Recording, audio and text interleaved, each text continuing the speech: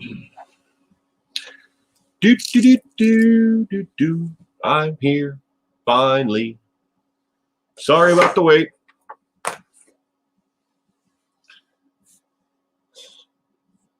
Hello, Queen C. Chatterboxes. Come out wherever you are. Where is the rest of the community? Hope we are all having a wonderful Valentine's Day.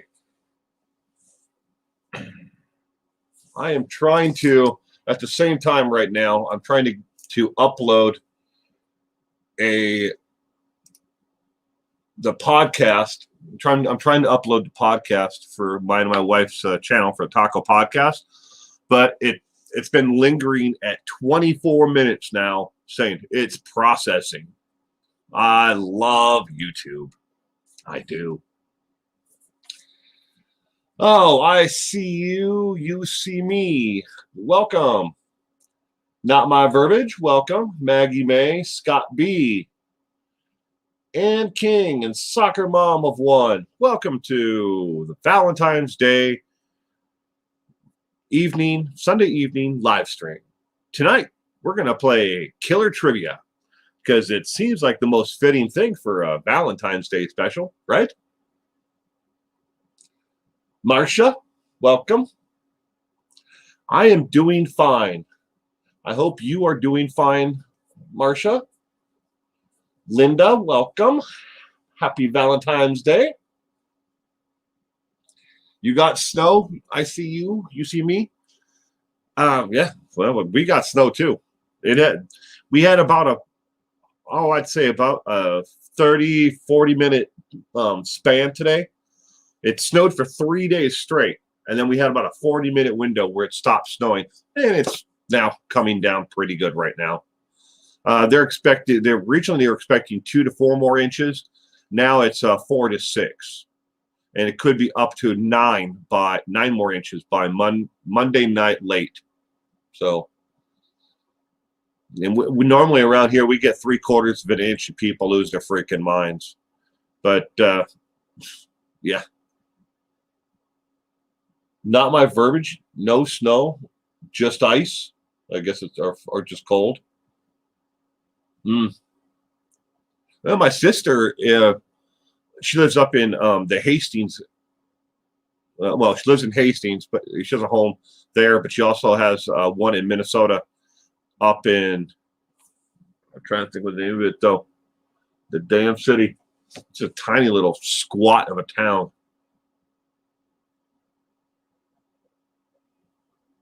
Oh, I'm drawing a blank on it now.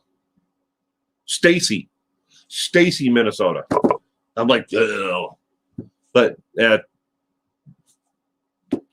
I know how to get there off of 94, right? Yeah, 94. JJ51, welcome. And King, Carrie, and King, sorry. Easily distracted. Happy Sunday, cold here. 26 and wind, negative 26 and windy. Wow. I don't even want to know what the temperature is really outside.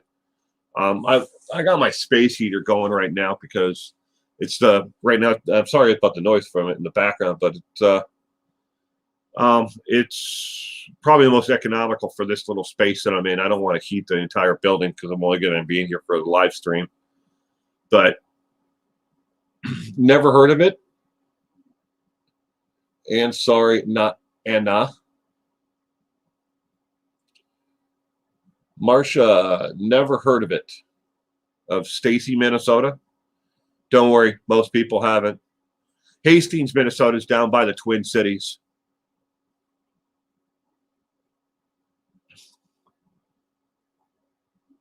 You in Oregon as well. Portland roads are a mess. Carrie Ludwig.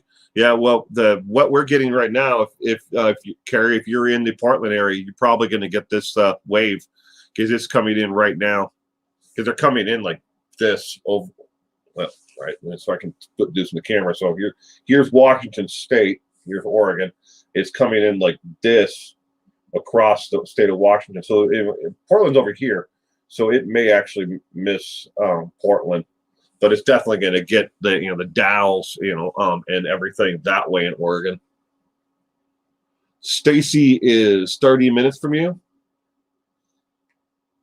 They bought a home up there, one of those A-frame homes for it's built for heavy snow. They're right next to a lake. They got tired of the bustle of the city life. So my sister is 17 years older than me. Highway 35, Will. Yeah. I know how to get there from coming in from upstate Minnesota, coming down, from Brainerd, Little Falls, St. Cloud, coming down that way. So that'd be 94, right? Coming down 94 to the Twin Cities, and I know how to take you take a right and you go up over the overpass, and then you can go the back way. So I don't know what highway that is. So it's only a 2-lane highway. So if it's 35 or whatever, I don't know. I've only been there 4 times. Last time I was there was when we buried my sister. It's got to be 3 years now.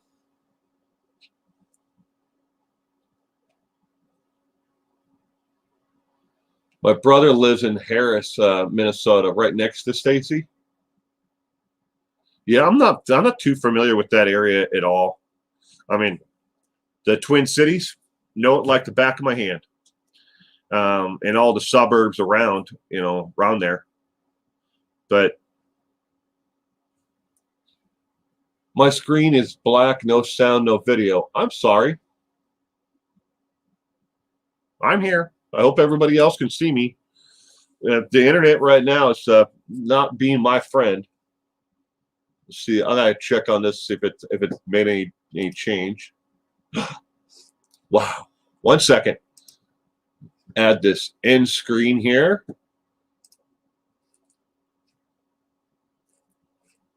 Save.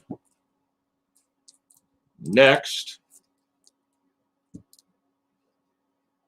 And publish. Yay! Now I can close that screen out. Okay. So the Taco Podcast, episode number 57, is now uploaded. Hetty, welcome to the stream, Hetty. Glad you can make it today. Inner Peas, Short Nice. Short Nice, that's a lot of brothers. My oldest brother is 15 years older.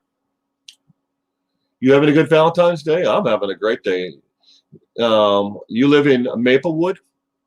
Maplewood, I know the Maplewood area. I have an uncle that used to live in Maplewood.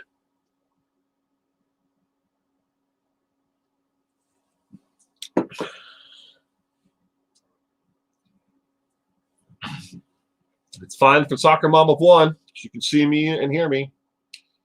Woohoo!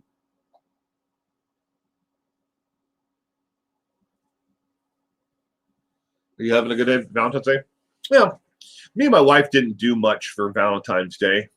I made her breakfast this morning, and then the two of us just sat around, talked, and had a cup of coffee, and then we slowly made it out to the car.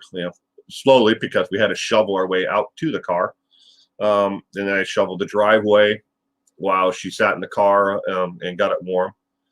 She decided to do that herself, but then we made it to this. We went to the store and we bought chocolates and candies and flowers and stuff for other people that couldn't get out to the store, or that we wanted to give them to anyways, like her mother, and so on. And then we headed back here, Moorhead, Minnesota, across from Fargo. I had a friend who lived in Fargo for a while. That right near the big cross, I think it's a crosswalk or something like that, where it says coming into Fargo from Minnesota. There, he used to live right next to it, little crosswalk, I think it was. But he's since moved. He lives in, I think, Billings. I should probably ask him where he's at. He works for the railroad. So it's kind of hard to to keep up with where he's at all the time, because he spends a lot of the year going from rail yard to rail yard, and they put him up in hotels a lot. So I mean, he has a home, but he never is in the same place for any length of time. Kind of hard to keep up with people and move around like that. Will, how's your arm doing these days? It's getting better, Carrie. Still hurts. I can't go like this with it. I mean, obviously, this is looking at the opposite direction. This is my right arm, not my left. The left arm's when I hurt. I can't lift it up like this, and I certainly can't pick up much with it, because every time I do, I feel a pull on the outside of my shoulder. Collarbone's doing okay, but it's slowly getting better. Thank you for asking. Sandra, welcome. Cece, welcome. Sapphire, welcome to the stream. Started us on a rough day, as you know. My hubby passed away, and I'm sorry about that. But today is my wedding anniversary, and I didn't get to celebrate either. I'm really sorry about that, soccer mom.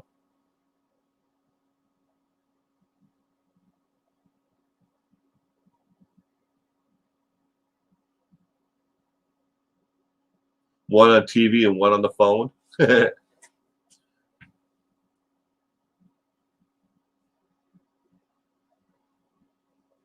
Joan, welcome.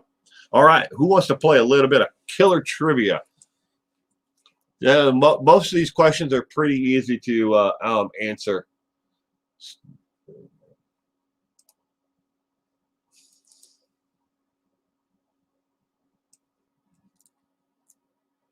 Oops, I gotta close the page here. Hold on. Done.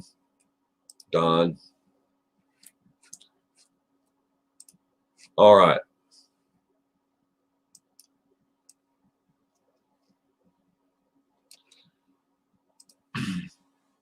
No, Pretty and Camo, welcome to the stream. Don't mean to miss you there. So, first question. Obviously, we know about serial killers.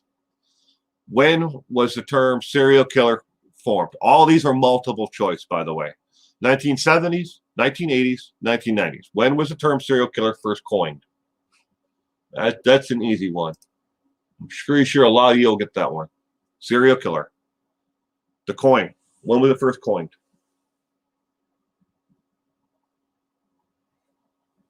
A, 1970s, B, 1980s, C, 1990s. 1970s, 1980s, 70s, 70s, 70s. Austin, James, welcome to the stream. Connie, welcome to the stream. Vicky, wow, getting Pacific, 77. Sapphire going with 1980s.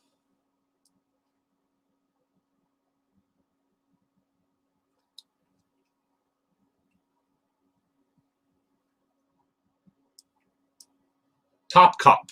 Welcome to the stream, Top Cop. Glad you could be here today. Joseph Trotter.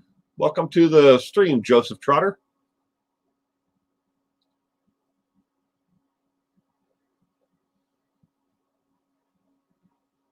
Guessing I can't do that. LOL. All right. So the correct answer is A, 1970s. The next question is, what type of law enforcement officer coined the phrase serial killer? A, FBI agent, B, CIA agent, or A, FBI, B, CIA, C is a local police detective. A, B, or C?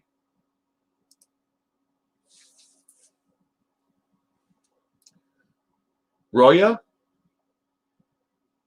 I hope you pronounce it Roya. Welcome to the stream. Or Roa? FBI, C.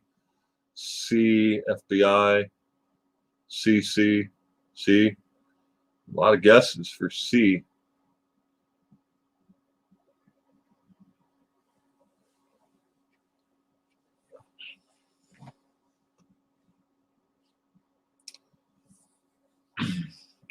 Joseph is going with B. Welcome to anybody I missed as well.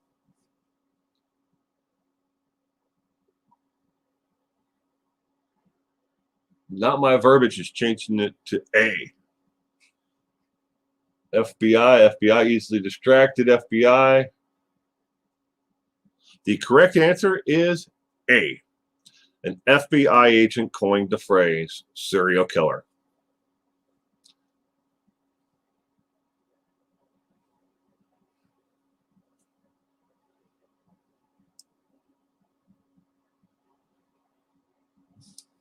All right, next one. Which of the following serial killers kept the heads of his victims in the freezer?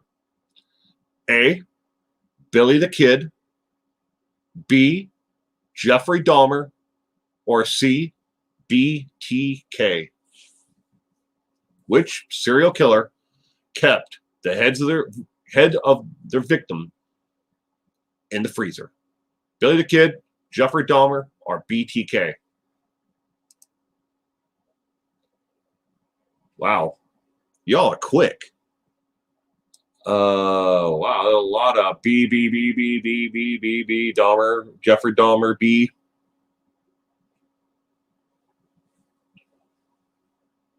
They'll give you a bonus question with this answer that's not on this list. But I'll give you making a multiple choice too. Not my verbiage, my only chance. The correct answer is Dahmer, B. Dahmer kept the heads of his victims in the freezer. Bonus question.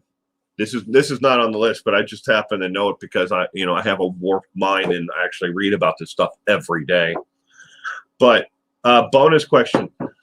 When Jeffrey Dahmer was arrested, how many victims or parts of different victims? Let's go with parts. How many different parts of different victims did he have in his apartment? They're making a multiple choice. We'll go with A, 5, B, 10, or C, 15. How many different parts of different victims did he have in his apartment when he was arrested?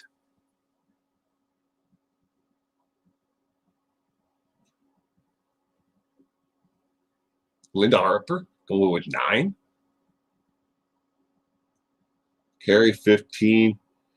May Amy. Welcome to the stream, May Amy. All right, you pronounce it May?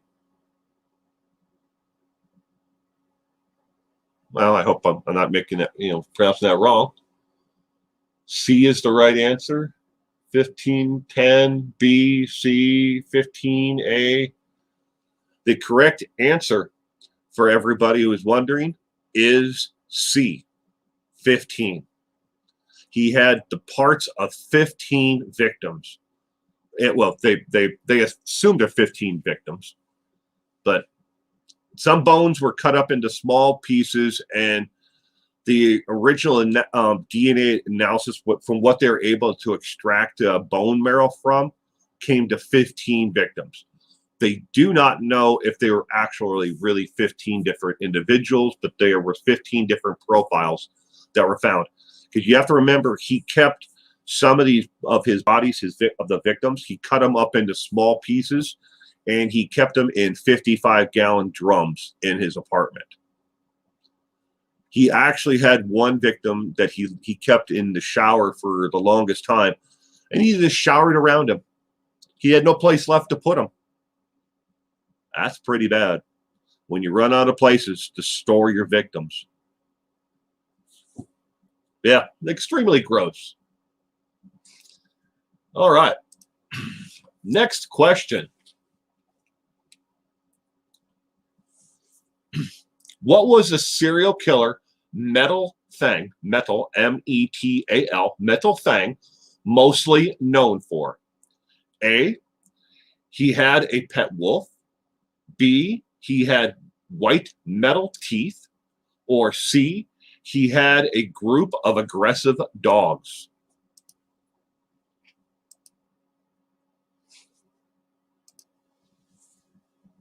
Metal wolf. What was he known for? A, B, C. Insane? Yeah. He was going to use the skulls to make an altar? Yeah. He also, Dahmer also had sex with the heads. That's why he kept them in the freezer so they would rot. So he could continue to have sex with their heads.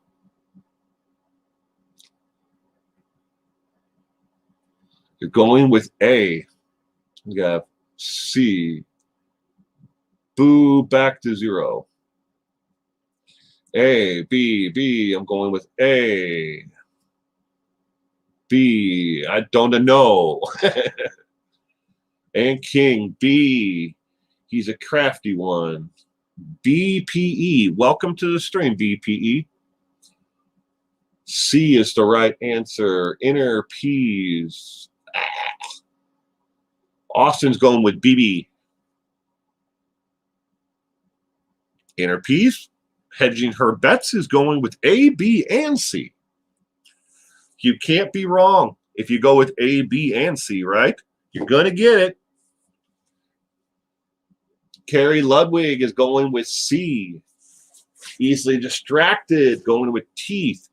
The correct answer is he had white metal teeth. White metal teeth. Oh, until I actually ran across some of these trivia, questions on this site, some of these, questions I had to actually look up myself.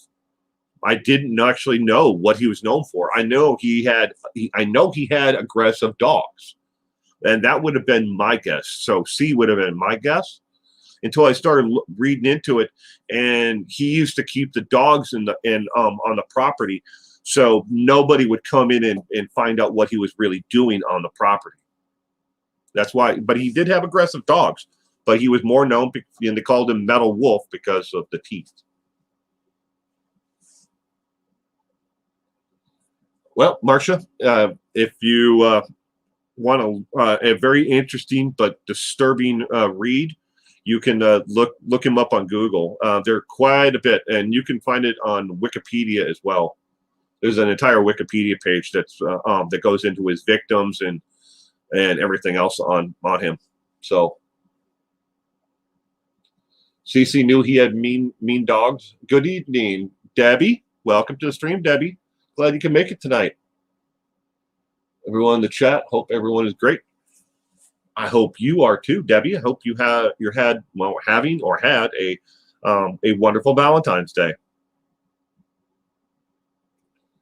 This is sick. I have multitask walking tour of Miami.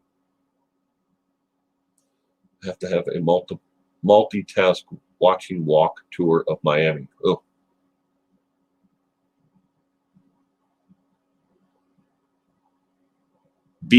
BPE, I wouldn't either.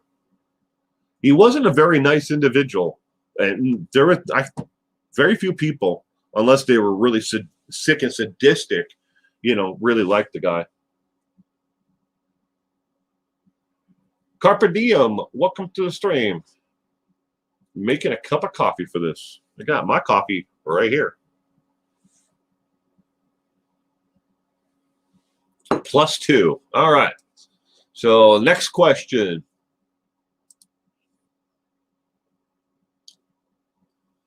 Which serial killer was known to beheading and dismembering his victims? And no, Jeffrey Dahmer is not one of the options.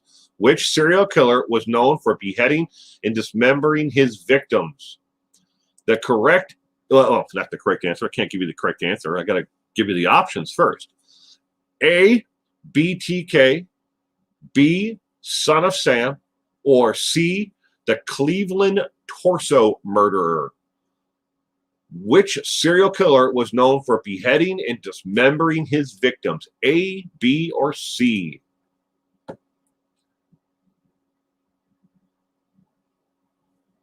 Hi, Lily Rose. Welcome to the stream. Glad you could be here today. Hope you're having a wonderful Valentine's Day. What a way to celebrate Valentine's Day, huh? So with some killer trivia. Oh, BP is going with the torso killer. We have it's A or B. Sapphire, C. The torso murder, C. C. A lot of guesses to C. Carrie Ludwig going with bind, torture, kill. BTK, C. A is the right answer. This is Roya. The correct answer is C. C is the correct answer. The Cleveland torso murderer. That is way us true crime folks. Roll and forward now.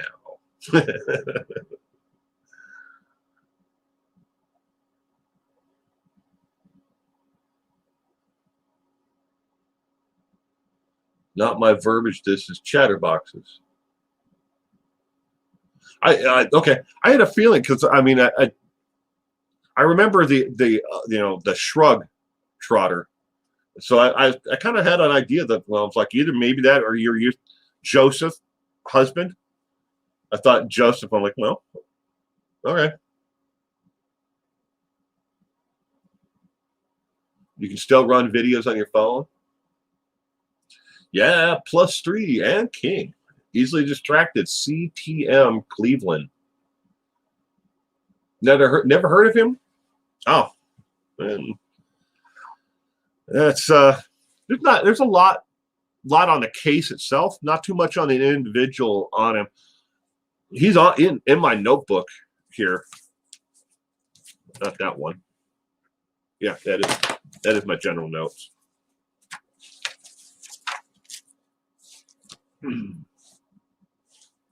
He's connected with 4 cold cases, but they've never been able to actually, formally say that he was the actual murderer for those 4 cold cases.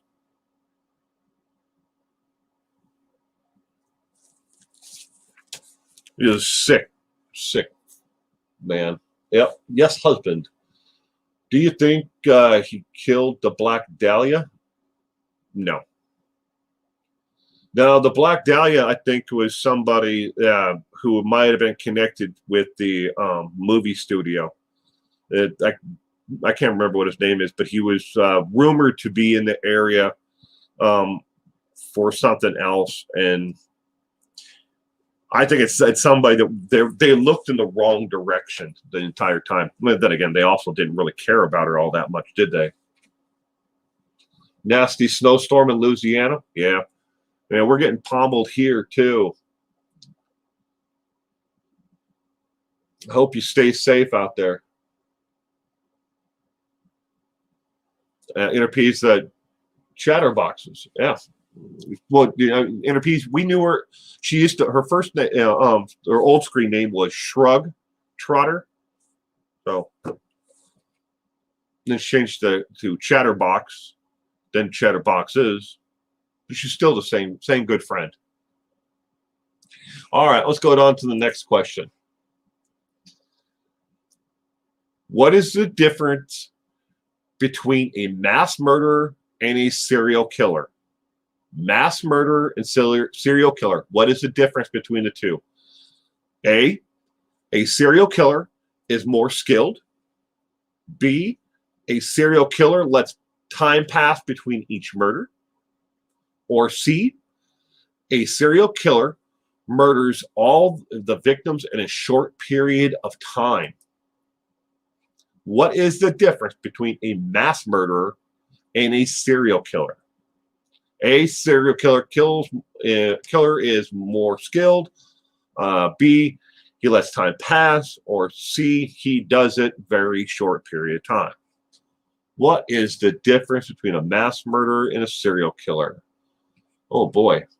We got a whole bunch of guesses already. Mass is done at one time.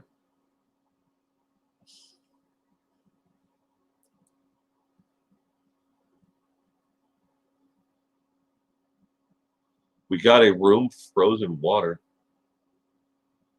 Reichart, stay safe and warm, Will. I will. Reichart, thank you. I hope you're having a great evening. North Enter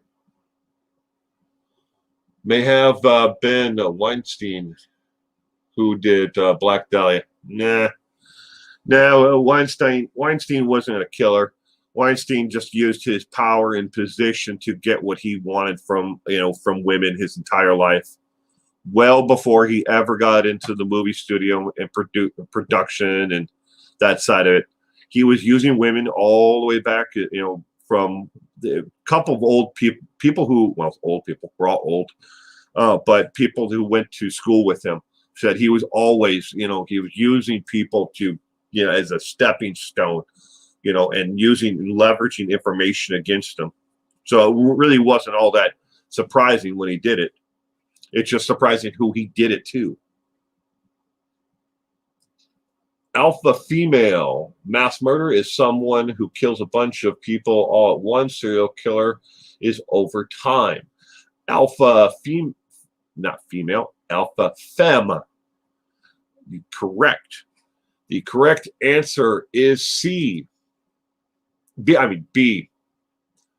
A serial killer lets time pass between the murders, because the question was, what's the difference between a mass and a serial killer? B is the correct answer. She has the right answer, but I gave the wrong letter.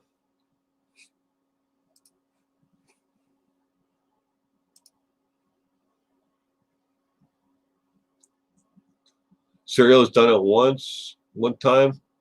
It can be many years. Yeah, 4+. I know my serial killers. Ooh, and King is killing it. Maureen, welcome to the stream, Maureen. Hope you had a wonderful Valentine's Day, or still are, having a wonderful Valentine's Day. Welcome to the stream. Carrie Ludwig. Yes. All right. Next one. Which object did John Dillinger use to escape from jail? A toothbrush, a wooden gun, or a hammer? A, B, or C? Toothbrush, wooden gun, or hammer? The psychology of their mindset is fascinating. Very sick individual. That is very true, Lily Rose. It's one of the reasons why it kind of caught my attention and got me into true crime. Is I've always been deeply fascinated by the psychology behind what makes people do the things that they do. A, B, toothbrush. A, B, B, A, B, B, B, B, B, B, B, wooden gun, toothbrush. The B says not my verbiage. A hammer. You would think a hammer would be useful, right?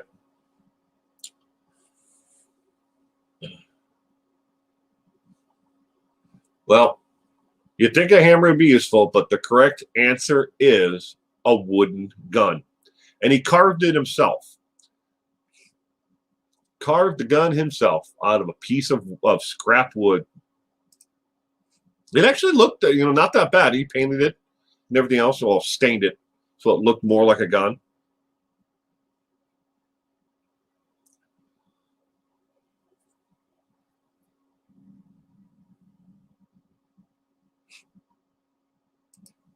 Oh.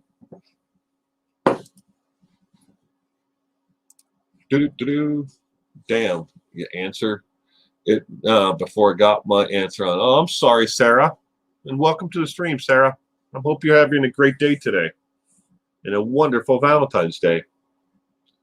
some women seem to be romantically drawn to serial killers after they're caught. You want to know a little bit about the psychology behind that, BPE? Why women are attracted to serial killers, mass murderers, and just all around murders once they are caught. And the reason behind, most people don't like it, and trust me, that there are a lot of women right now who are throwing themselves at the feet of people like Christopher Watts. And the reason behind it is they, in their lives, this is from the psychology side of it, from everything that I've read in the abnormal psychology to everything that me and my wife have gone through and read, is they do it because it's a safety net. They can be involved with that individual, and they know that that individual will never be able to hurt them. Maybe they were either physically abused or sexually abused earlier in their life, or someone cheated on them or left them or just all around hurt them, and hurt their themselves as an individual, in their psyche.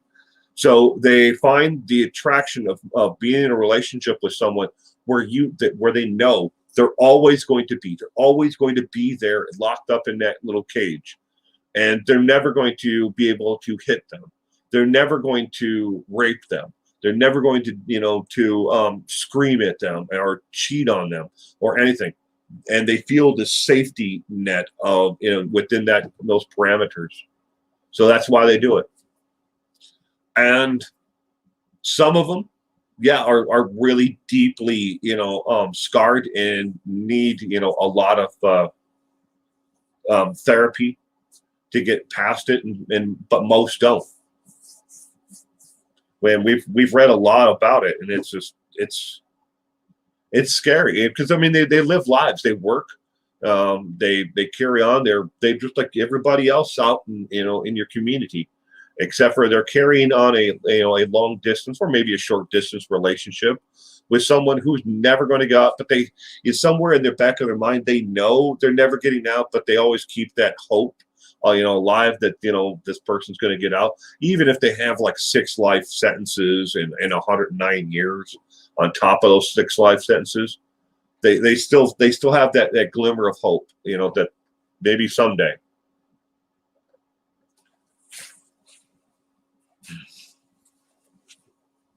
Hi, Wendy. Oh, I did not see that. Thank you for bringing that to my attention. There it is. North Inner. Thank you for the super chat. I appreciate it. Thank you very much. I didn't even see it. Who told me that? But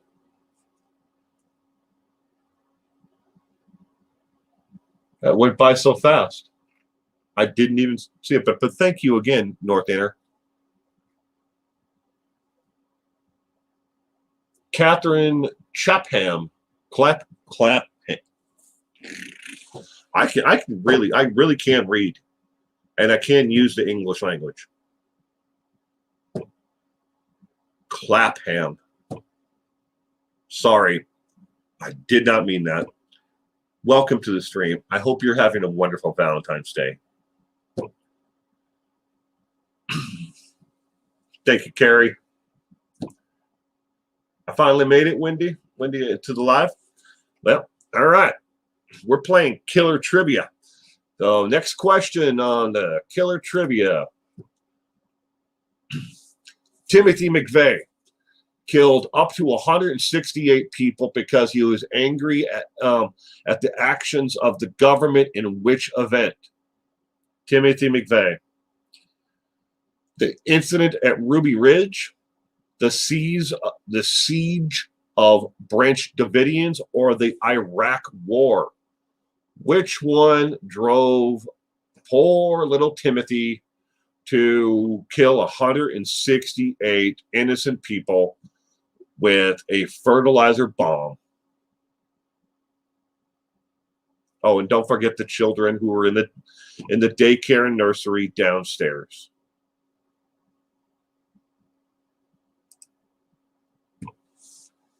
We're going Waco. We got Interp's ABC again.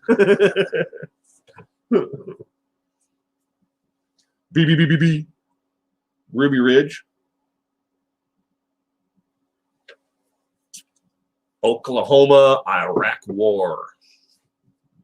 Just watched a Netflix documentary about the Night Stalker. Ooh. See, Night Stalker. I always get those ones mixed up. Night Stalker, that's Richard Ramirez, right? We very much enjoy your videos. Oh, thank you, North Inner.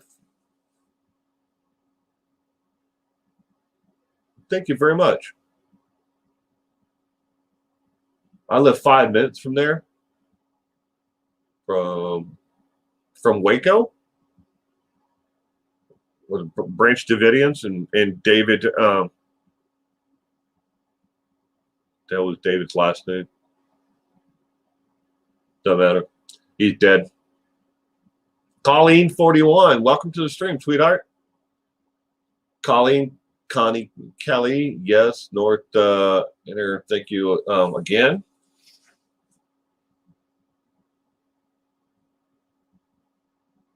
Wow, from Waco, Texas. Joseph, you can see the memorial from your house of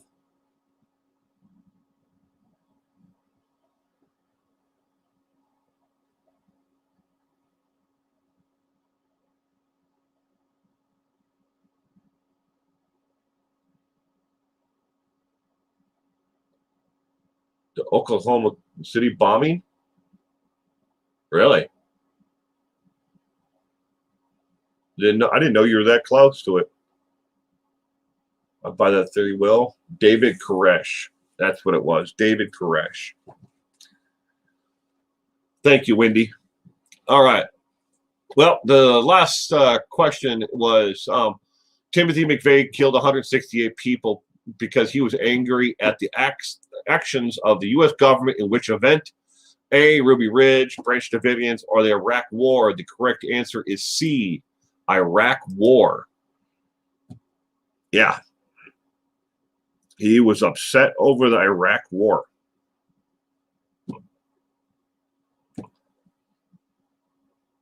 It never made sense to me. I don't know why he did it, but that's what they.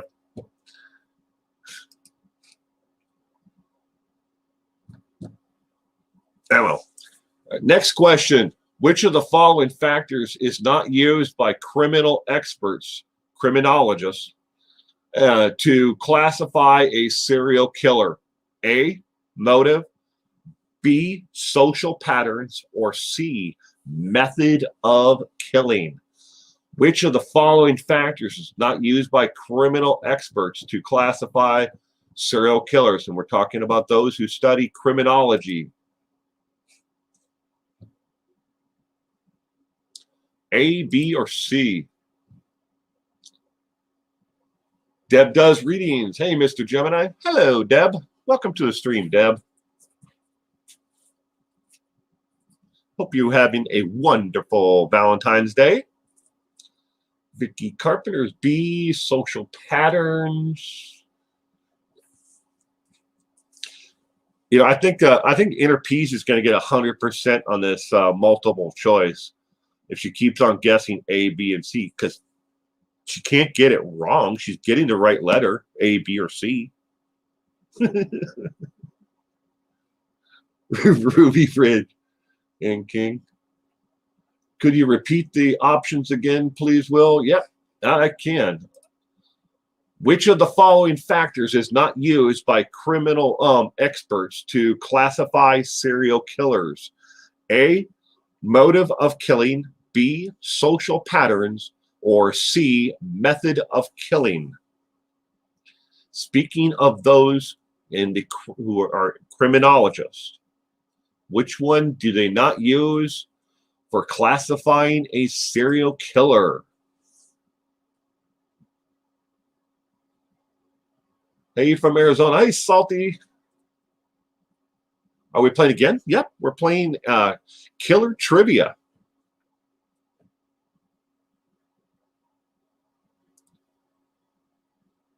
Right card's going with B. Brent Hutchinson. Hutchins. Welcome to the stream, Brent. Or I want to make sure. God, what was it? Brent or Brent? Brent. Welcome to the stream, Brent. Brooks. Welcome to the stream, Brooks. I hope you had a wonderful Valentine's Day, Brooks. D. Air fried.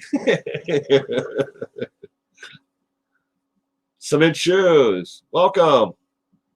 Hope you and your wonderful woman had a great Valentine's Day. It's a very tricky question. Killer trivia. So much fun. Thank you. Anyone hear about the craziness going on with Marilyn Manson? Yes, we have. Chatterbox, thank you for the super chat. I appreciate that. Or super sticker. Now you get the choice of stickers there. I love the vids, man. Always people there when I can. LOL. Thank you. Glad you enjoy them.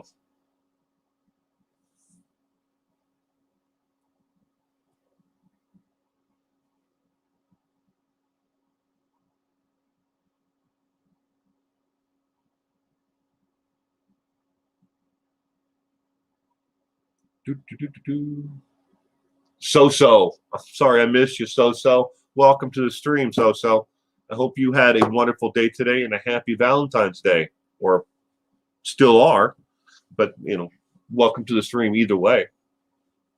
Kathy, you're going with A. Scroll down here to the bottom. We got A. Believe Marilyn Manson is innocent until proven guilty. I mean, look at what happened with Johnny Depp. Amazing Lover. Welcome, Shakespeare. I hope you are having a great day today. How's the book coming along?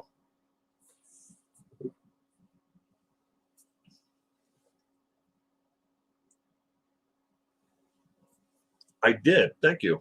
Good.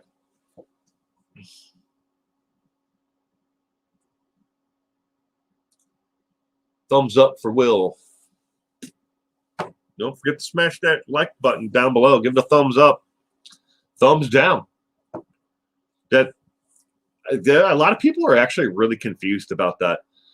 I have one person in particular that she has been for the longest time. Every time I put out a video, first thing she does, she gives it a thumbs down. She never even watches more than 7 seconds of any video. But it doesn't matter. See, people think that if you give it a thumbs up, it means that YouTube's going to say, "Hey, they like this." That's minuscule when it comes to if they actually suggest your video, or if they don't, they can give it a thumbs down. It means the same amount. The whole thing is just an interaction, and the more interaction you have, the better it bumps it up into their suggestion list. So give it a thumbs down. It counts the same. Now there are like Social Planet and Social Blade, these sites that say that they know how certain YouTube channels do. They're so far off, but they like to track thumbs up and thumbs down. But it doesn't mean anything to YouTube. Their algorithm doesn't know the difference between a thumbs up and a thumbs down. It doesn't. So I actually thank her for every video within the first 7 seconds giving it a thumbs down, because it's an interaction. And if I get 10,000 interactions, it's 10,000 more chances that the video is going to show up, and higher up in the suggested list. So you can see who gives thumbs up. I can see who, well, not with YouTube, with their metrics and their analytics, no. I run a completely separate software program that shows me thumbs up and thumbs down. Hi. Hi, I'm doing a live stream right now. What's up? Yeah, I figured. Mom wants to hire some neighborhood kids to shovel the sidewalk, and wants to know if you have money. I have a little bit of cash on me, but how much does she need? I don't know. Yeah, well, I think she wants more than that. That's all I have. That would be $1 a child. How many are there? 3. They came up to the door and like, do you want us to shovel your sidewalk? Where are your shoes? And why are you walking around in the cold? Upstairs. You're gonna get hypothermia and die. I am aware. I have way too much money in you. Do not die. You say that all the time. I do, because it's true. Ladies and gentlemen, that was my adult daughter Bye, Chad. who is walking around in the snow with no shoes on. She walked out here to get money out of me for, I guess some kids are going door to door shoveling snow. I already shoveled the snow, but right now it's kind of pointless because it's just coming down out there. Because I can see through the window, through my door. There's a door, and then there's a hallway, and there's a window. I can see the snow coming down. She's walking around with no shoes on.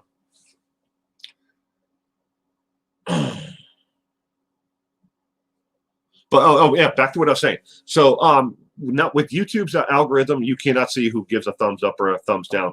But I run a secondary program that actually shows you the interactions, and I hover on it, and it shows me a list of different names from it.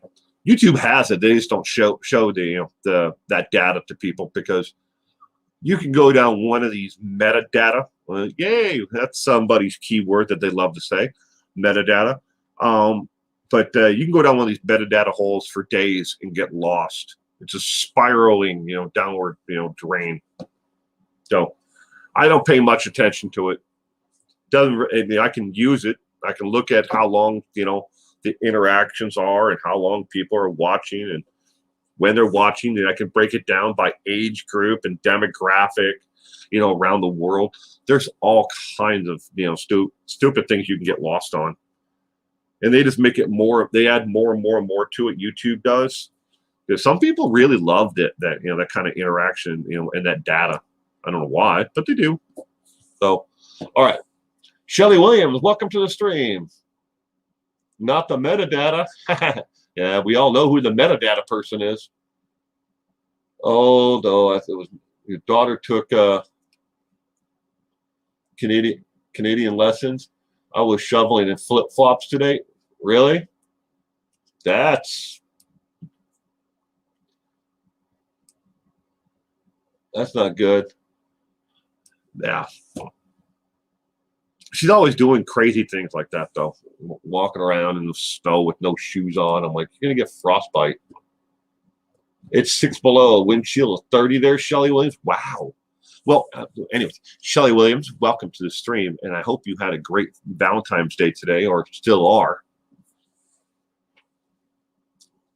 T-Money 86, can you divulge the software you use? I get like 20 thumbs down per video and have for years, and I barely have any subs. It's annoying. Well, no, I can't.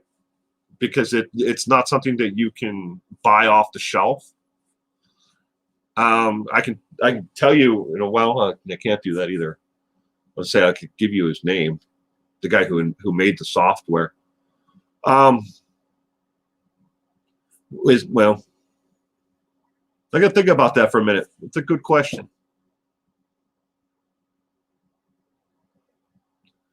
I don't know if I can do that.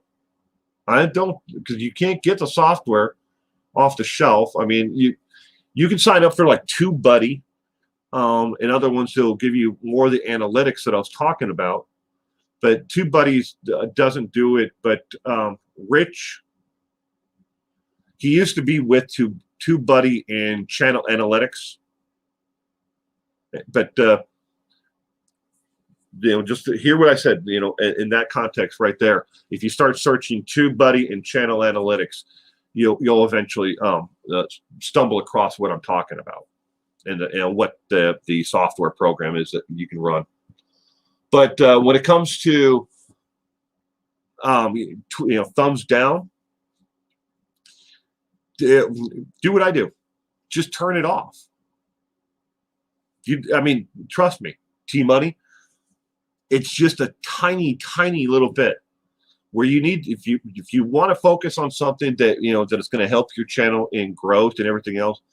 One, think about I know we're totally off the subject here, but of trivia. But I'm going to really answer this really quickly while I have T Money's attention. Pay attention to one, what is drawing people to your actual content. What are people there? What is your what are you offering that other channels are not offering? So niche it down. Your subject matter and everything else. Niche it down. Whatever you're doing content on. All right. And that's number one. Number two, what you need to do is try to get people to stay longer on each and every video and have them watch the content longer. And then everything else will take care of itself from there. I mean, there's a lot more of you go, deeper into, you want people to repeat watch. You can put thumbnails in or, give them little teasers at the end of a video or in the middle of a video on, this is what the next video is going to be about. Something that hooks them in. And then you reel them in. I'm not kidding. There's so much that's in this brain of mine when it comes to that. But let's go back to trivia. All right. So the answer to the last one was method of killing. And for those who study the factors, those who study what the classification of a serial killer, between A was motive, B was social pattern, C was method of killing, and the answer is C, method of killing. Next one, which of the following factors is often not considered a reason for a person to become a serial killer? Not a spree killer, not a mass killer, but a serial killer. Which of the following is considered not to be a factor? A, brain injury. B, childhood abuse, sexual or physical. Or C, peer pressure. Which one is not considered a factor?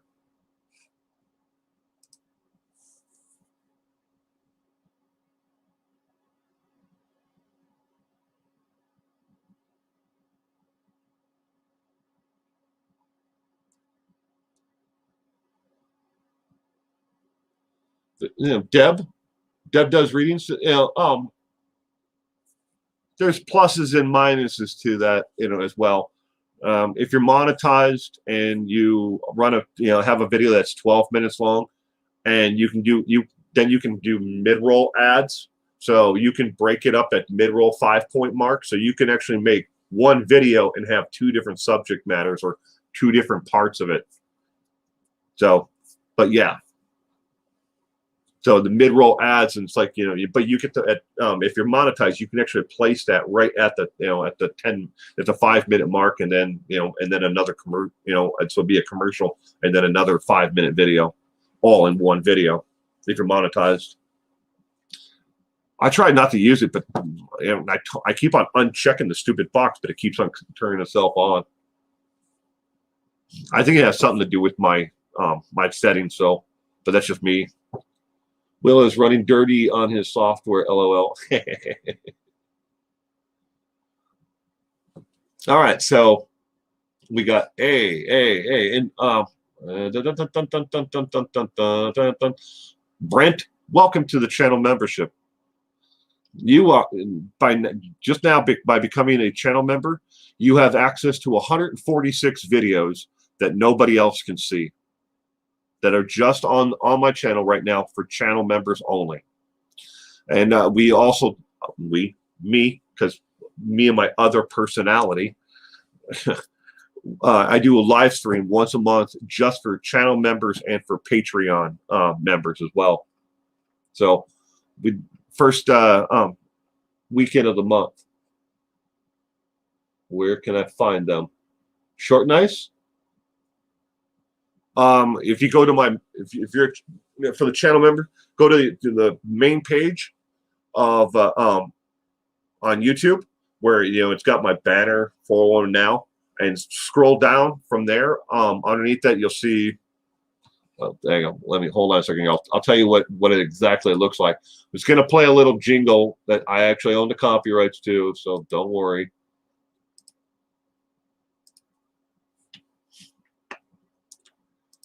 All right. My channel.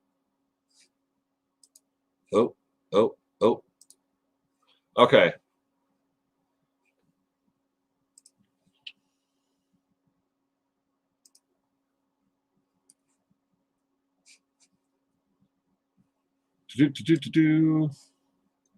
I have so many tabs open, ladies and gentlemen. It's not even funny right now.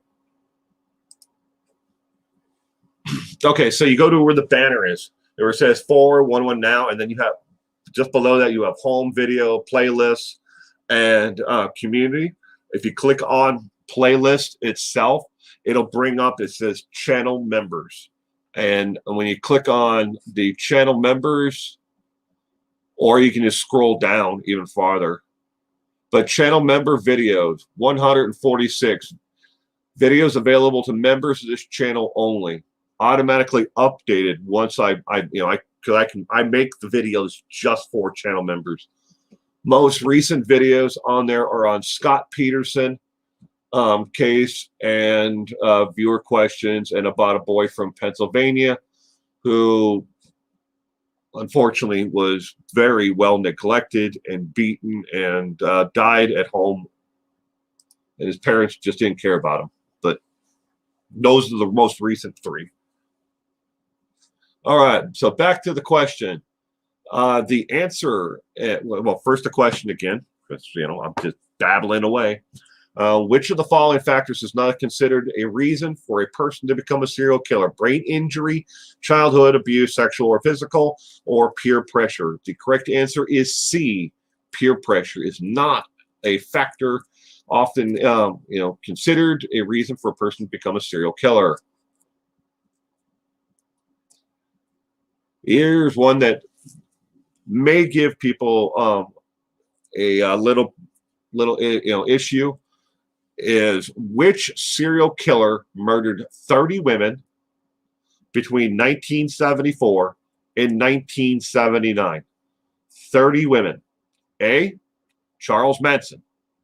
B. Jeffrey Dahmer. Or C. Good old Ted Bundy. A, B, or C?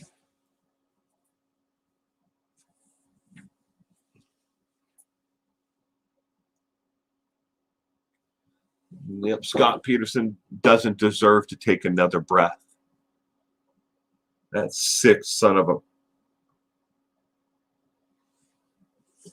D, your ex-boyfriend. Oh, I'm sorry, Deb. Wow. Diana Brudeau. A. Bundy, speak of the proverbial devil.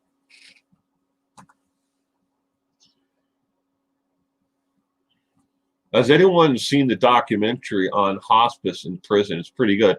Didi, I watched one not too long ago about hospice care in penitentiaries. And FYI,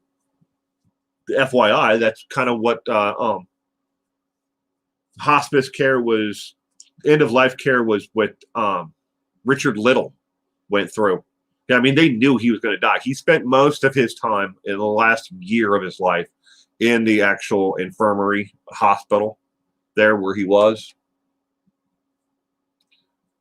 Does anyone know what level you have to be to get the unlimited videos? I don't understand what unlimited videos means. What are you talking about, Marcia? Are you talking about to be a viewer, unlimited videos? Or, I mean, I'd love to answer the question. I just don't have any context, sweetheart.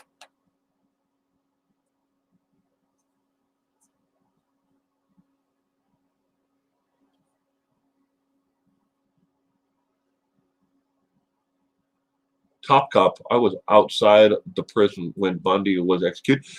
That is cool. Well, I guess, depending on who you are, but Top Cop. But yes. As a viewer, are you okay? The next question would be: are you talking about unlimited as in premium, like YouTube Red, because I don't know anything about the YouTube Premium services. I just know that I get for every person who watches my video who is a YouTube Premium member, so they don't get any commercials, no ads at all that pop up. I get about 1 to 3 cents, per if they watch the entire video.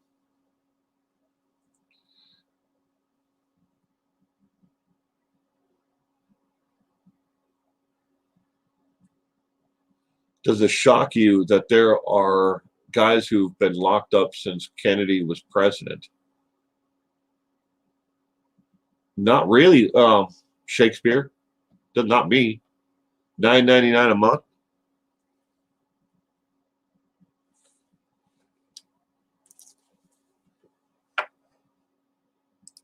I'm still here. I haven't gone anywhere.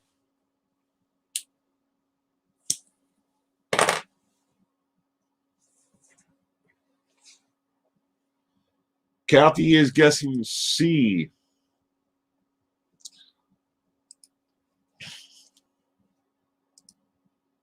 Okay. Oh, okay. That's it's fine. I'll join anyways.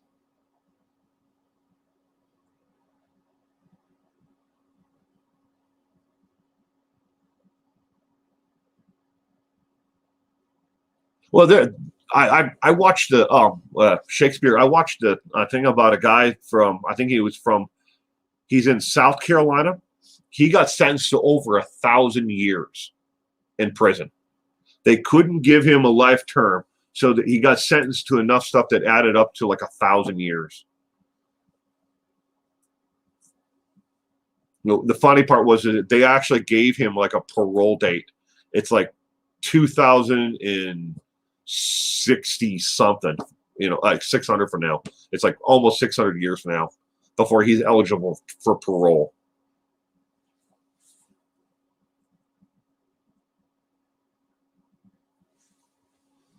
Drama must remain on stage, and welcome, sweetheart. Sorry I didn't say hello earlier, but when do I make more from non-premium members?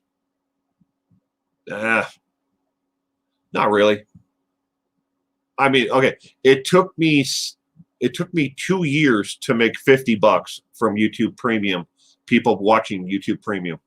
There's not a lot of people who watch my content who are YouTube Premium members, and it takes a long time to add up all those pennies. But when it comes drama, when it answers the question though, it all depends. I mean, I certainly don't do this because I'm getting rich at it. But that's all right with me. I mean, I went into it knowing that. I don't want people to take that the wrong way.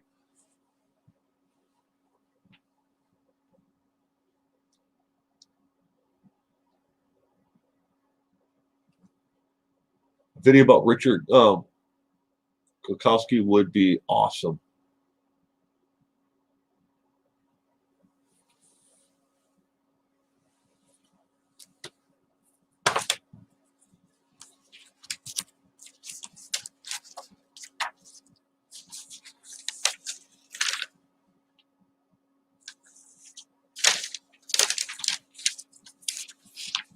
I'm pretty sure I have that written down, but I'm going to check it. I'm going to write it down again, and I'll check it later.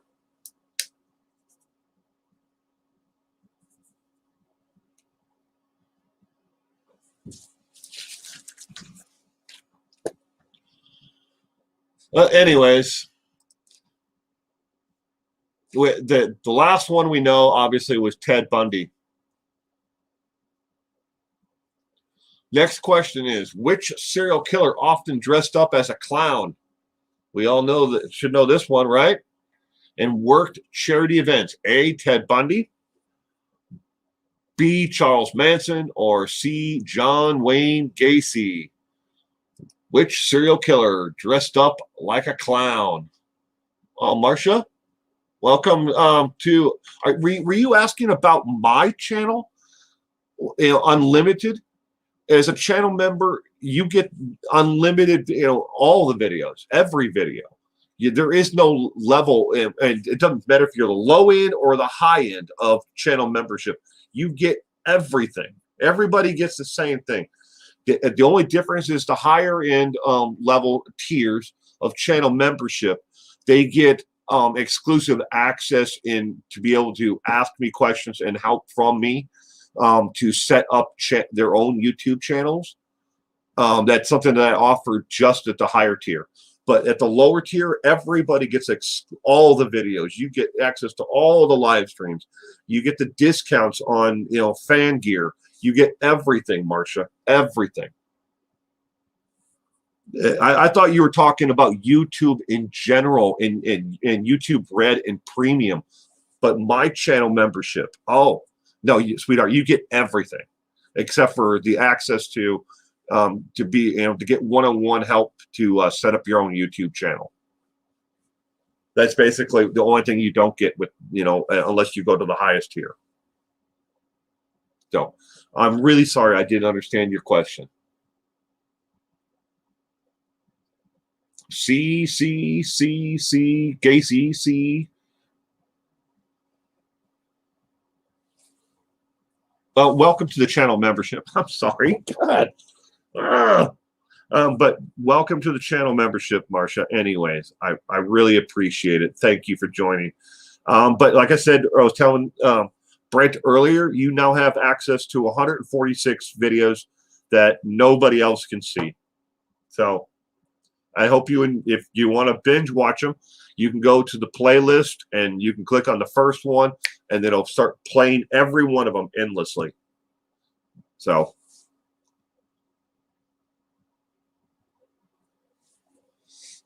the correct answer to the trivia question is John Wayne Gacy, as we know. John Wayne Gacy dressed up like a clown. Pogo the clown, to be exact. He dressed up as Pogo. That was his clown name, Pogo the Clown. And he did charity events all over the place. He did them for birthday parties. He did them for social gatherings. Yeah, imagine that.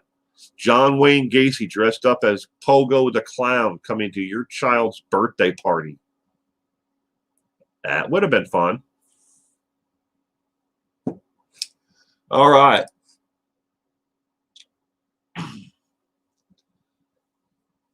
Well, I'm going to save that one for the last one. Next question. Which man was known as the most prolific serial killer in U.S. history? Most prolific serial killer. A. Richard Little. B. Jeffrey Dahmer.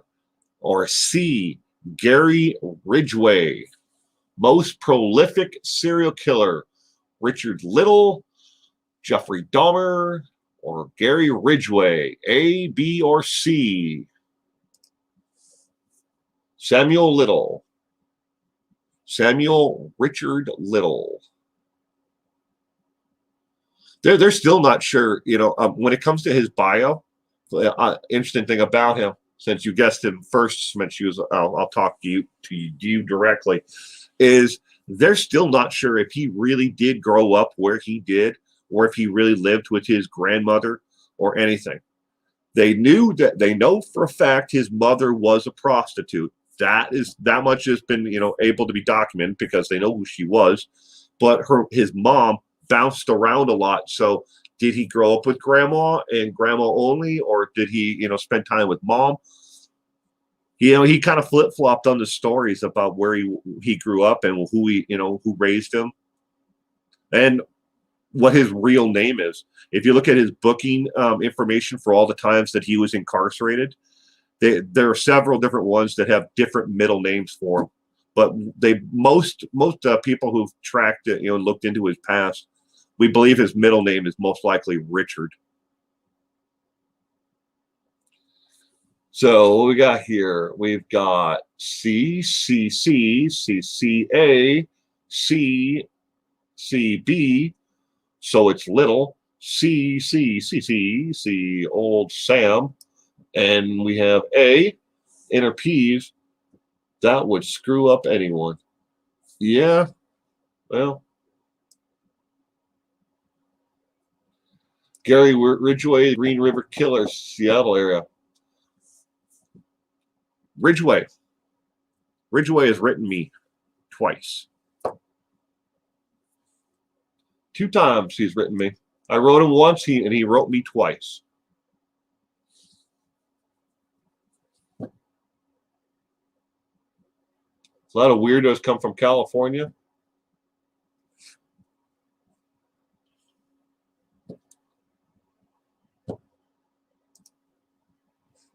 The correct answer is A.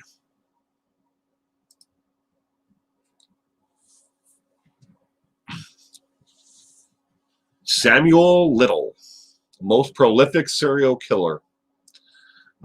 Ridgway would be probably second or tied for second. It all depends on it. You know, you really have to look at how they answer these questions and how they gather the information, because Samuel Little, if you take the total confessions and the paintings that he made and drawings that he made for women that he talked to the Texas Ranger about and told, I mean, he told them about every single one of them, of the women he killed, where he killed them, how he disposed of their body. They haven't been able to find all of them because there's been a large gap of time between when he drowned his first victim, and strangled the first one, drowned one of his victims, and then moved around. The geography changes, but he remembered where he was, what road, and how he dumped them, what they were looking like, how he posed them, everything. It's sad, but a lot of his victims have yet to be discovered, and just after he died, the one detective who works for the Texas Rangers, I don't know if it was the same guy he confessed to, it may not have been, but he said that if they put a task force together, it would probably be a career-long endeavor to try to find the areas where he said he disposed of all the bodies. Oh, well, Linda?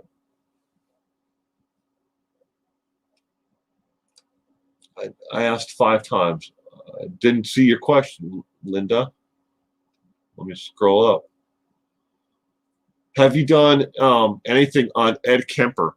I believe I have. I would have to give me a second. Let me check my channel. Ed Kemper.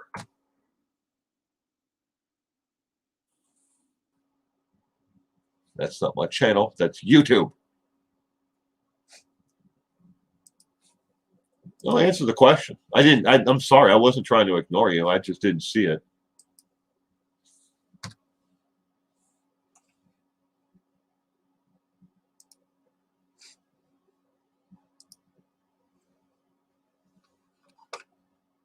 Don't play. There. Ed.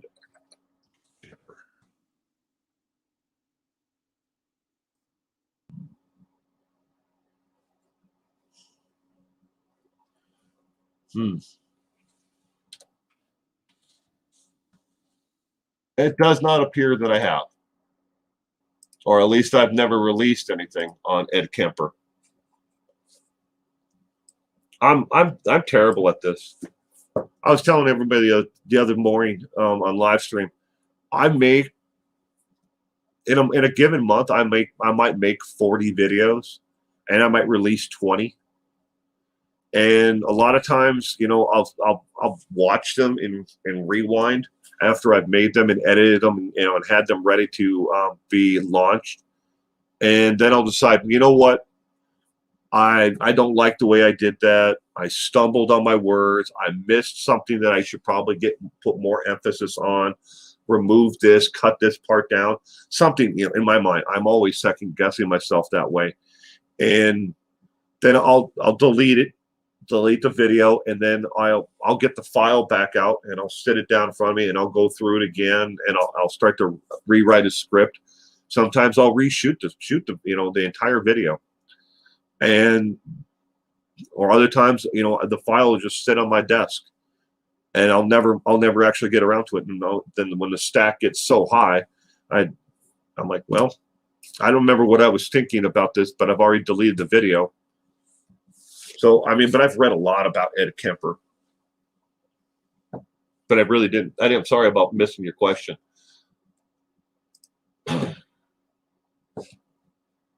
Damn.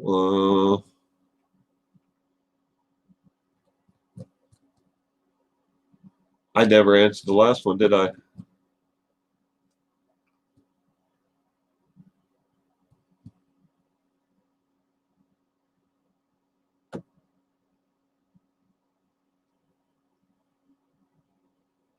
Oh, yeah, Samuel Little. All right, next question. Which serial killer said that he committed murders under the commands of a demonic dog? A. Dennis Rader. B. David Berkowitz. Or C. Bobby Joe Long. Which one said that a demonic dog made him do it? A, B, or C? Ed Kemper reads books on tapes. Yeah. Those books on tapes that he did were actually distributed out and outside of the prison. They were never really meant to be widely distributed.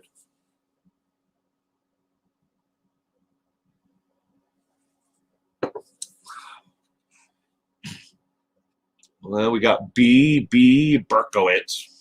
B. Interpees is back with her positive guess, ABC. B, no idea. D, Molly, the angry Sagittarius. Can you repeat the options? The options to the question is, which serial killer said that he committed murders under the commands of a demonic dog? Dennis Rader, David Berkowitz, or Bobby Joe Long? A, B, or C? Have you done any on Eileen Woolworth? No. I have actually, Linda. I have purposely avoided covering her case, and a lot of people don't agree with my view on why. But it basically comes down to, after reading her story and getting deeply into what happened to her, the abuse that happened to her in her lifetime was so horrific that I felt like there was no way I could do justice to talk about the story and then allow a comment section on it, because immediately people were going to go, yeah, she killed people, and they were going to, want to come down on her. But if anybody lived through the kind of abuse that she lived through, I mean, I really, truly feel sorry for her. Of all the serial killers, and killers out there that I've ever read about, she deserves some kind of pity from the world. And so many people could have stopped what happened to her early on. Just horrific.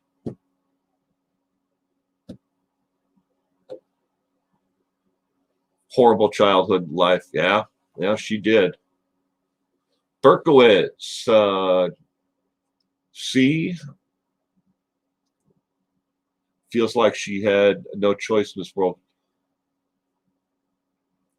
I don't know how she made it this long without actually, doing herself in. And I guess in a lot of ways that probably would have been the best thing. But, being Catholic, kind of hard for me to say, yeah, she should have killed herself.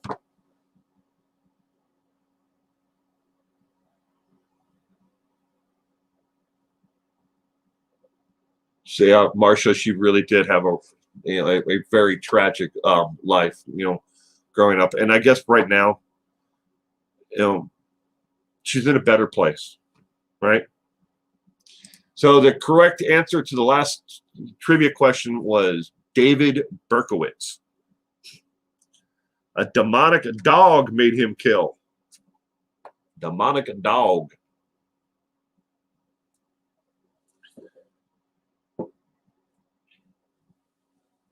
Next question. What was the IQ of Patrick Kearney, the trash bag killer who killed 32 people from 1965 to 1977? That's a little bit in question because there may have been one before 65. What was his IQ? The possible answers are A, 80, B, 110, or C, 180. What was Patrick Kearney's IQ? 80, 110, or 180? A, B, or C?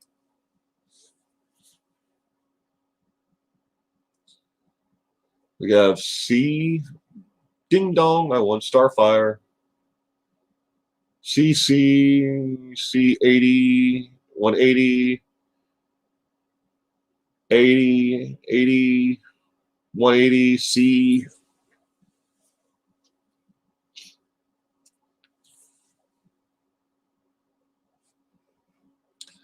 And inner P's with ABC.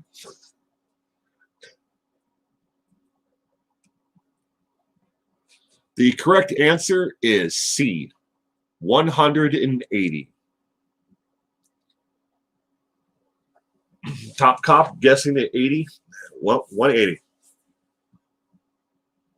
Now, a lot of people want to think that serial killers, mass killers, and serial spree killers, depending on what term, or whatever they are, when they fall on it. They want to think that most serial killers and spree killers, and mass murderers are dumb people. But anybody want to just take a guess at their average IQ? I'll give you parameters. It's between 110 and 180. Guess what their average IQ is?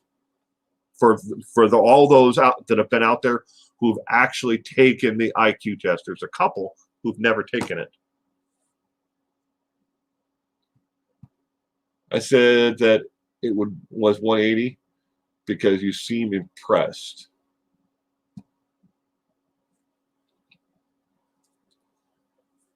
Linda Harper's guessed 140. Connie 140. Chris Watts got 14-point score on the smiley face.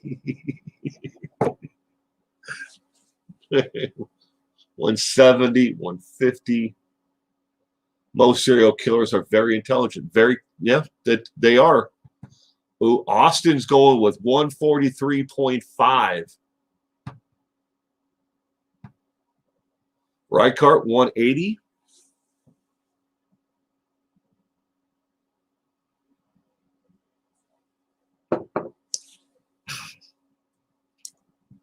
An odd thing about cement shoes, when it comes to most serial killers who've been caught and have been prosecuted and went through the entire thing, most of them get caught for stupid little things.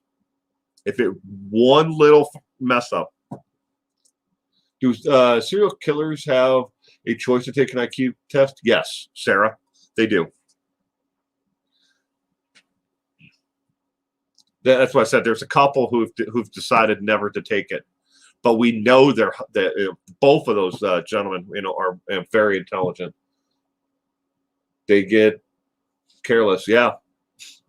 Most of them, they got away with it for so long, they think that no one's ever going to catch on to them. Charles Ning got caught shoplifting. True. Is it NG or is it NIG? You might be right, NG, Charles Ning. Yep, shoplifting of all the stupid things. And he didn't even have to. A can of tuna. Yeah. I can't remember what the guy's... I just watched a video about it. This guy went back to and he retraced the entire steps of the murders and everything else. And the store The building is still there where he shoplifted the tuna from, but he couldn't buy a can of, I think it was a can of Star-Kissed tuna that he stole. And the only thing he could find was like, chicken in the sea or something like that. I can't remember. It was like another brand, but it wasn't the same kind. And he left it on the doorstep. But the store's there, but they're out of business. Hey, Will. Gianna Marie, welcome to the stream. Hope you had a great Valentine's Day. All right. Well, I'm going to give you the answer to that. This is a bonus question, but the average IQ is 145. So, Austin, you were really close at 143.5. 145 is their average IQ. Do you think they do it because they want to get caught? Some do. Some are really mentally, sick, and they just can't keep on doing it. But they have the compulsion to do it, and they don't know how to break that compulsion. There have been, I wouldn't say there are a lot, but there have been more than a couple that I've read about over the years that they were compelled to kill. They felt like that was their life calling, was to kill. And in a lot of ways, BTK, bind, torture, kill. He didn't feel like he could walk away from who he really was. He lived two lives. One life that his family knew, and one life of of the person who he really thought he was. And he just couldn't really get away from or make sense of why there was these two different parts of him. How can you take an IQ test? You can take one online. I do believe that. I'm not sure though, but Mensa, MENSA, Mensa, I think they have a free IQ test you can take. Do you think psychopaths are born that way? BPE wants to know. Psychopaths are born the way that they are. No, I don't think that psychopaths are necessarily born, or sociopaths. I don't think either one of them are born that way. I think a lot of it might be, part of it, their the chemical, makeup of them, and then environment from which they grow up in. But I'm not a psychologist. All right. I hope I don't drop the camera here. I'm gonna pick this up because I have my camera sitting on top of abnormal psychology text. I've got all kinds of psychology textbooks here. These are all my wife's. She's working on getting her master's in psychology, or in doctor, or whatever. I can't remember now which one comes first. I'm the idiot married to the doctor, or that's what I'm going to say eventually.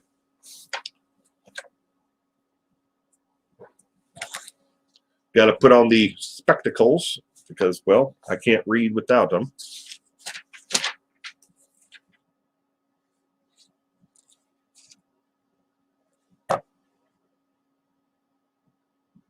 Abnormal pattern of function that may describe a deviant, distressful, or dysfunction, and or dangerous is what it says in the glossary underneath psychopath. Antisocial personality disorder.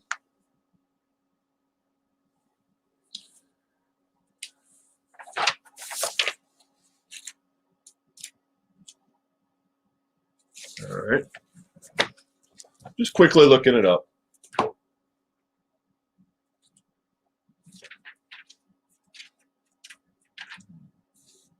$35, $47. What does it say about?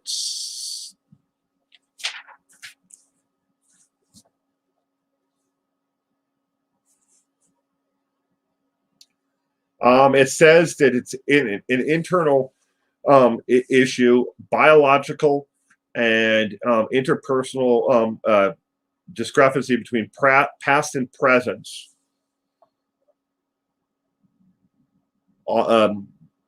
Psychopathic tendencies. Well, we don't need to know about that. Skip on. Specific set of symptoms.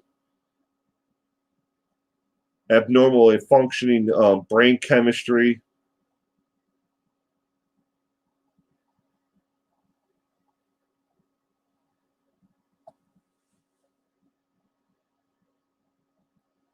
Aspects of human function of, I don't know how to pronounce that word, so I'm not going to even try.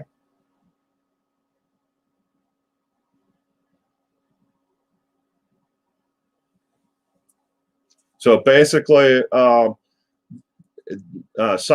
those who are considered psychopaths are it's biological, interpersonal, and other issues that go on within the actual human being themselves. Sorry about that. Didn't mean to drop the book on the table like that. Impulse control, yeah, is definitely one of them, is in there. And that's what differentiates between a psychopath and a sociopath. So one is unable to feel the loss or remorse or anything for anybody else. The other one just can never, doesn't even think about people, I guess would be the best way to put it. All right. Back to the next question. Where are we at?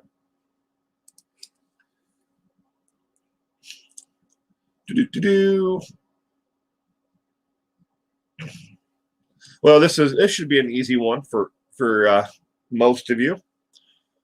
Where did Ted Bundy work before he became a serial killer? A grocery store, a private clinic, or a suicide prevention hotline? Where did good old Ted work before he went on his killing spree?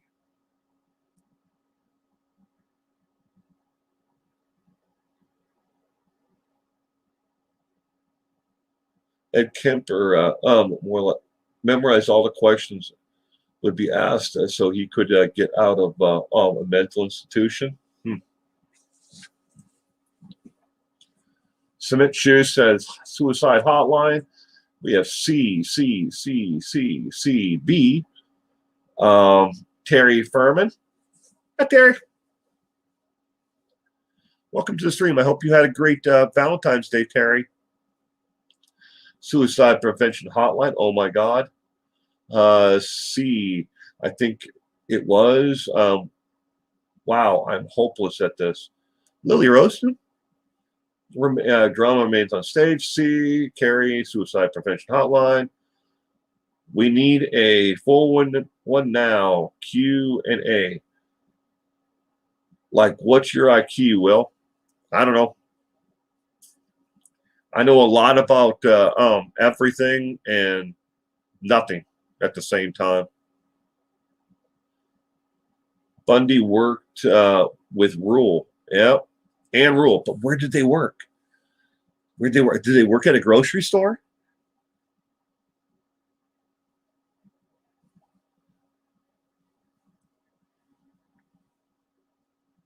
Who is Anne Rule? Oh, Pretty in Camo. She wrote. She's an author. She wrote a lot about the I-5 corridor, the opposite side of the United States, and serial killers who worked the I-5 corridor, murdering. She wrote a lot of really great books. Kathy Paterno, Hitchcock, welcome. He was under the radar. Well, the correct answer, everyone, for where did Ted Bundy work? Was he worked at a suicide prevention hotline, and he was actually credited with helping save the lives of several people who called into the hotline, who were thinking of self-harming themselves.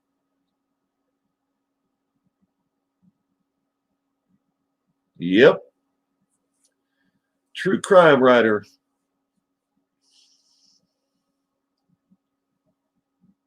No, they were never boyfriend, girlfriend.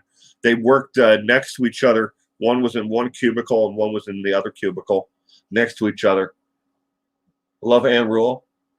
Was it her son that was abusing her? I don't know, Top Cop, the answer to that one. How ironic. Anne Rule's a true crime writer. She writes a lot of books. She wrote a lot of books.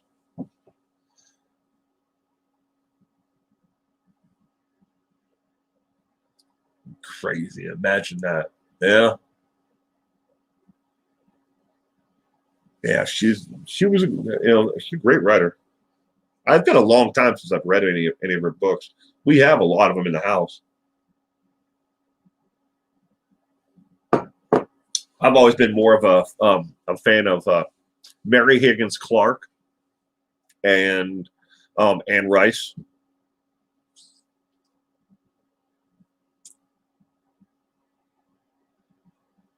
Well, he helped a lot of people. I mean, that's all he was there for. But you have to understand that was like the time, right around he was, I wouldn't say well adjusted, but he wasn't out killing people, or at least they don't think he was. But he had a normal life at one point.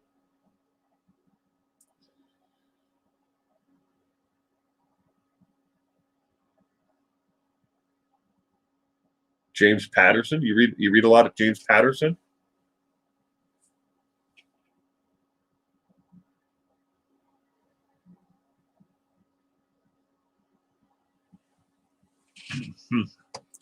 Yeah, but the answer was Suicide Prevention Hotline.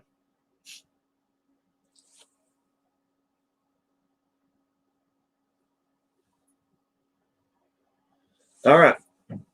Next question.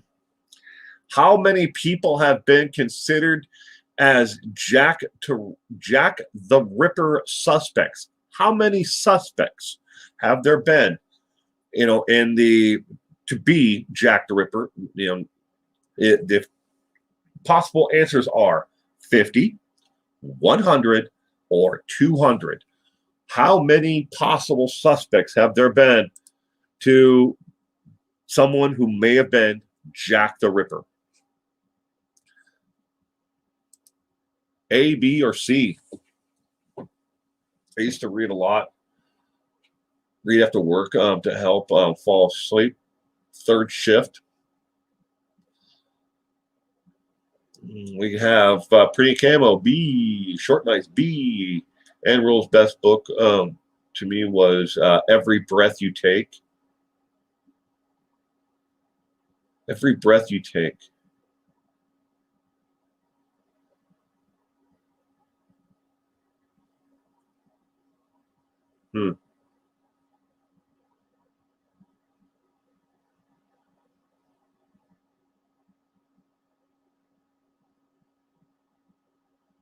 Inner P's going with the ABC. Brooks with A. Jane Austen with A. Linda 100. Lori going with C.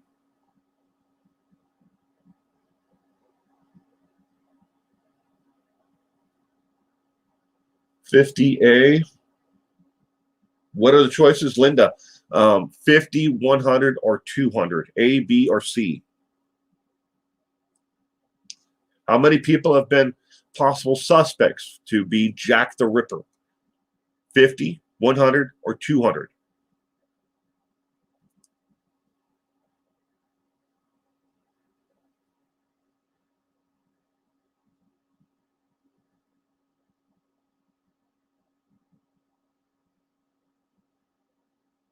No, you have no idea, huh? Would you like to take a guess?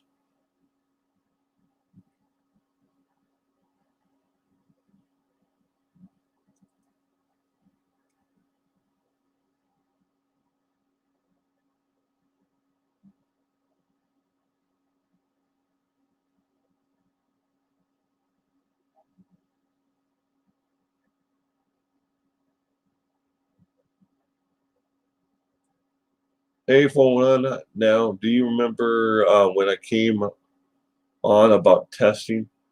I have emailed you so you can tell Taco. I figured out what was happening. Presumptive testing confirmed through mass spec may help her.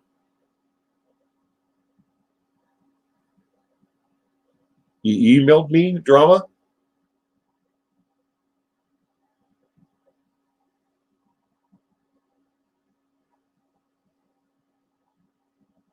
Oh, you'll have to email me. I missed the first part about testing. I'll have to email you so you can tell Taco. I figured out what was happening.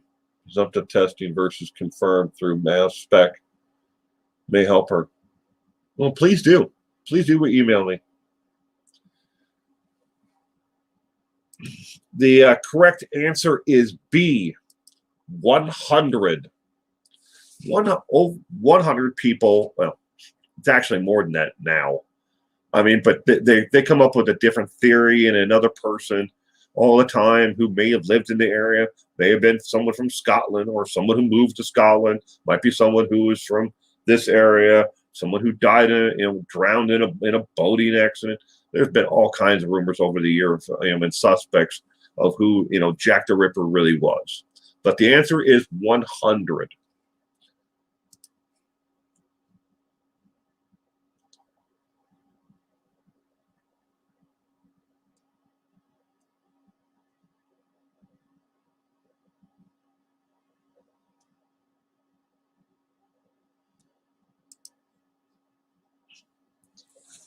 Okay, next question.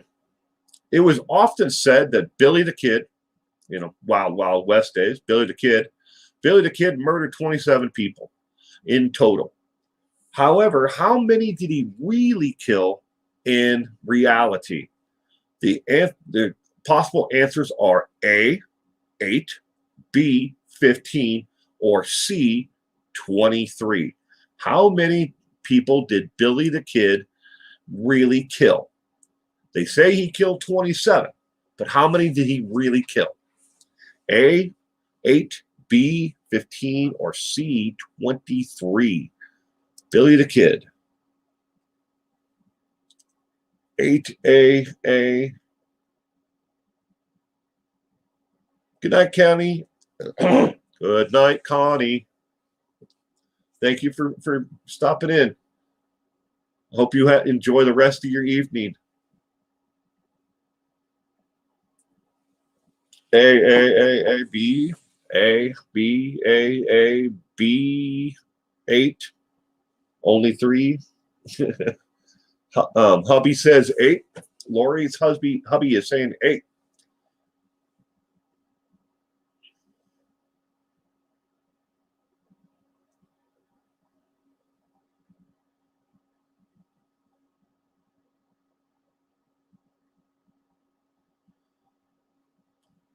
BPE wants to do a quick Google.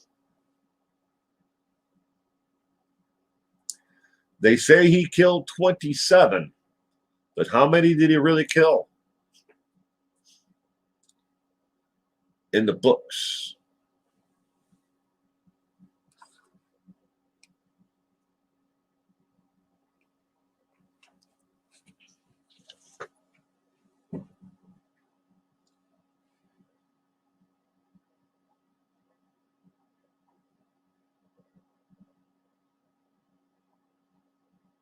Hi, say hi. His name is Dave. Dave? Lori? Tell Dave that he's correct. The answer is 8. Billy the Kid killed 8. So Dave is correct. Good guess, Dave. Or Dave knows a lot about Billy the Kid.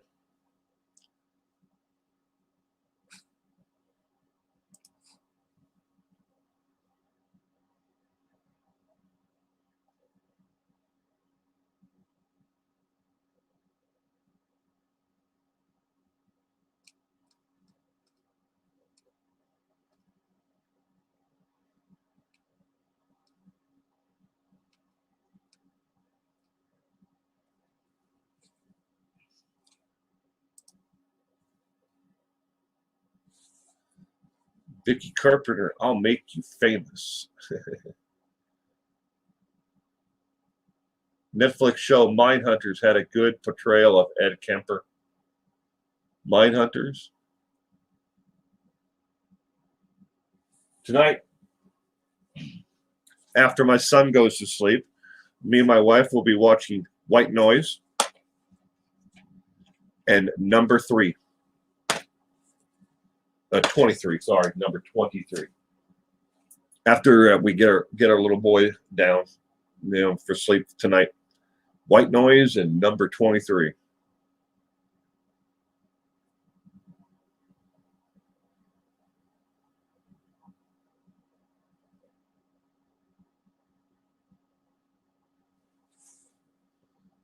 And Rue wrote the Diana Downs story and knew the name of the father she was pregnant by in prison and never told his name. Wow.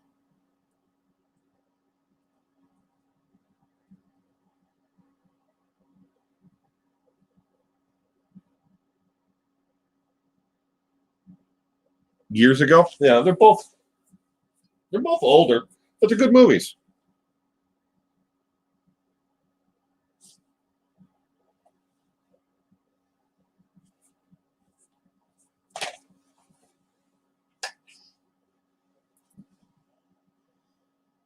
What, no rom-com? What is rom-com? Why am I not? I don't know. I'm drawing a blank mentally on that. What rom-com is? Daughter came forward. You can watch it on YouTube.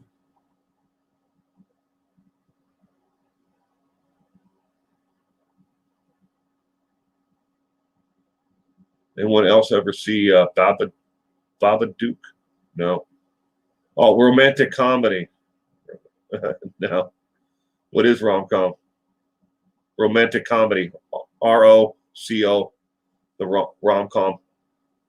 The first 3 letters of each one. Romantic comedy. Now, not tonight. We're going to watch a little supernatural kind of movie, and well, I guess both of them could be considered supernatural, right? All right, so this is the last question, last chance for to be a hero, to get one right. If you haven't gotten one already, I figured we'd end on this one. The St. Valentine's Day Massacre is often linked to which notorious criminal? A. Al Capone, B. John Dillinger, or C. George Moran? Which killer is associated with the St. Valentine's Day Massacre? Al Capone, John Dillinger, or George Moran? Capone, A, B, A. My sister has her own dance studio. She was artistic director for the Albuquerque Ballet before she had a bad burn accident, 60% of her body. Oh my gosh, I'm sorry about that. She does a ballet of Billy the Kid. Oh, well, I'm really sorry about your sister. Hey, Gone Girl. Hope you're having a wonderful night. Capone, A, B, A. We say Capone, Lori Beth says. Lori and Dave say Capone. Some say spirits still linger in Alcatraz. I wouldn't doubt that. Wouldn't doubt that at all, BPE. I've seen ghost hunters and stuff like that, shows like that, not ghost hunters themselves, but other ones, programs where they actually went to Alcatraz. But most the Parks Department doesn't really allow people on the island at night. Some say it's spiritual. Alcatraz North Inner is going with C. Well, the correct answer is A, Al Capone. Al Capone is the St. Valentine's Day Massacre.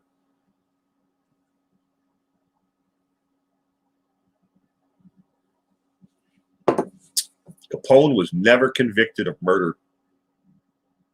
Bingo.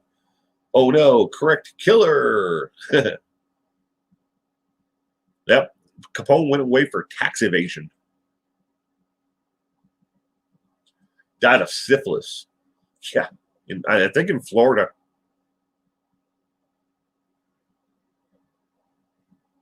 I may have set a new record for your quiz with 0 points. It's all right, Lily.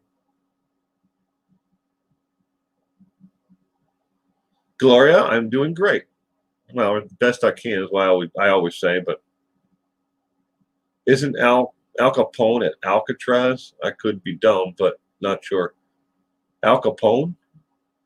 Not Al Capone, no.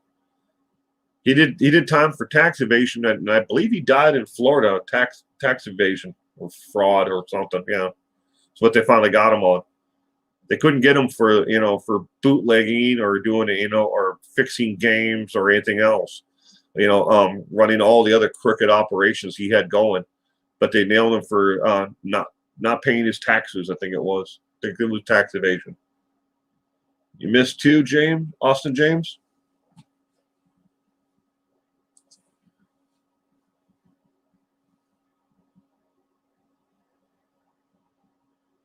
She's amazing. 3rd degree too. She still teaches. That's really cool. Still sorry that happened though. No, El Chapo. Oh, El Chapo. Is El Chapo even in prison, or did he dig another hole? And what did he do? El Chapo, when he made his escape, he went down. He made a hole. They made a hole in a tunnel underneath the toilet, through a tunnel, and then he rode a motorcycle and then came up underneath another toilet. I think that was Al Chapo. I was reading about it online about. Well, obviously, there's so much corruption in the jail system where he was before he came. They extradited him. The Chapo is still alive. Didn't Sean Penn? Yeah, Sean Penn went and talked to him.